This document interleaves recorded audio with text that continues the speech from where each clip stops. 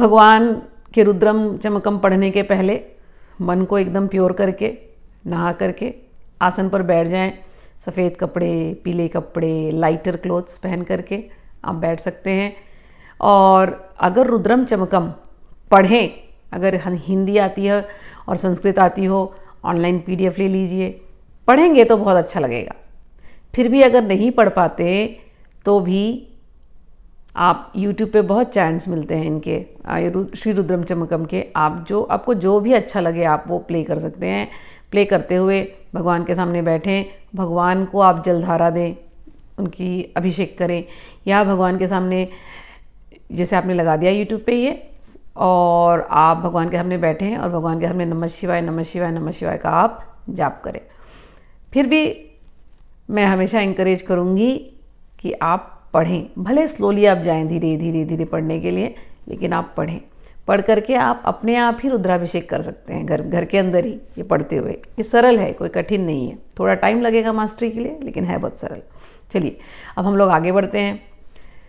इसको शतरुद्रीय भी कहते हैं, रुद्र प्रश्न भी कहते हैं। रुद्रम के 2 पार्ट हैं, एक है नमकम और एक है चमकम।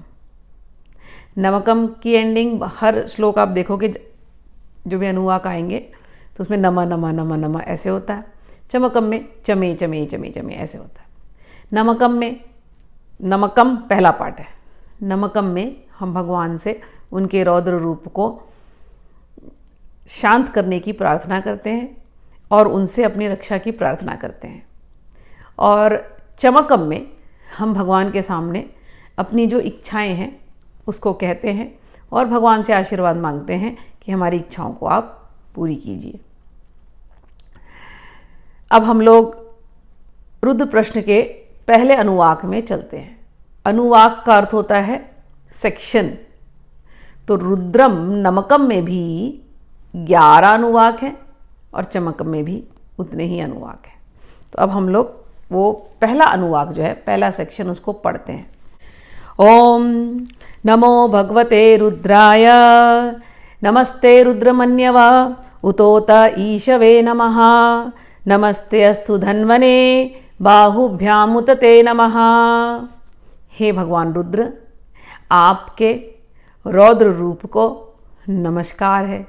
आप जो ये क्रोधित रूप है, आपका उग्र रूप है, उसको नमस्कार है। आपके हाथों में जो बाण है और आपके हाथों को, उनको नमस्कार है। आपके बाहुओं को, भुजाओं को नमस्कार है। आप लोगों को स्मरण होगा, अगर आपने पहली वीडियो सुनी है, तो जब हम ध्यान मंत्र करते हैं तो उसमें भगवान शिव के पंचमुखी रूप का हमने ध्यान किया और उसमें भगवान के 10 हाथ हैं। तो 10 हाथ में अलग अलग आयुध, अलग अलग अस्त्र हैं। तो उनमें से एक अस्त्र है धनुष बाण। भगवान शिव धनुष बाण लेकर के खड़े हैं। अच्छा, जब आप रुद्र पढ़ेंगे, रुद्रम चमकम नमकम पढ़ते हैं, तो पूरे नमकम में ऐसे बताया गया है जैसे भगवान जंगल में हैं, भगवान पहाड़ में हैं, और जो ये भक्त हैं जो ये बोल रहे हैं वो भी पहाड़ों में ही हैं।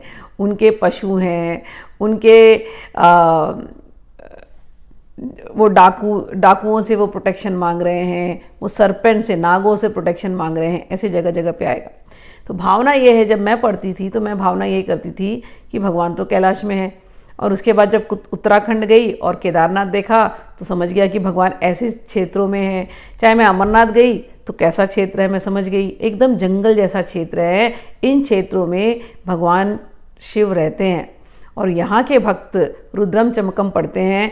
तो जब आप जंगल को आप इमेजिन करते हो तो भगवान रुद्र उन जंगलों में हैं और किस प्रकार से अपने भक्तों की सुरक्षा करते हैं, वो भावना इसमें से समझ में आती है। अब जंगल की भावना, गांव की भावना देखा होगा तो समझ में आएगी। अगर देखा ही नहीं है तो हमें लगेगा कि ये फिर क्या पर्पज़ है इसका।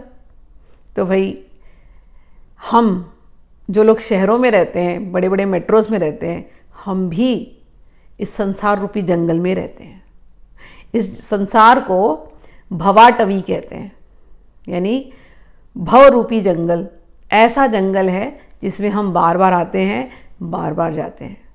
इस जंगल में, इस संसार रूपी जंगल में न जाने कितने जानवर हैं, कितने सर्प हैं, कितने डाकू हैं। एक तो है ही वैसे, बट सर्प के रूप में हमारे अंदर की काम वासना, क्रोध, हमारे अंदर की ईर्ष्या, जलन, ये सारे विष हमारे अंदर हम रखे होते हैं। तो ये सर्प रूप में हमारे ही अंदर है। बाहर जब हम संसार में डीलिंग करते हैं, दिन रात कोई ना कोई, किसी न किसी के साथ जब हम डील करते हैं तो तकलीफ़ें आती हैं। तो अलग अलग मगरमच्छ हमारे आजू बाजू, सियार हमारे आजू बाजू, है ना, कभी मनुष्य रूप में होते हैं। तो हमको दिन रात ये डील करना ही पड़ता है, डीलिंग ये करनी ही पड़ती है। हम इस संसार रूपी जंगल में फंसे हुए हैं। तो भले हम जंगल देखें या ना देखें, हर एक के मन के अंदर एक जंगल है, हर एक के घर के अंदर एक जंगल है, हर एक के जहाँ भी वो रहते हैं सब जगह एक जंगल ही जंगल है। इस जंगल में हम फंसे हुए हैं और इस जंगल में भगवान शिव रुद्र का रूप लेकर के अपने भक्तों की रक्षा करते हैं। उस भावना से हम इन अनुवाकों को पढ़ेंगे।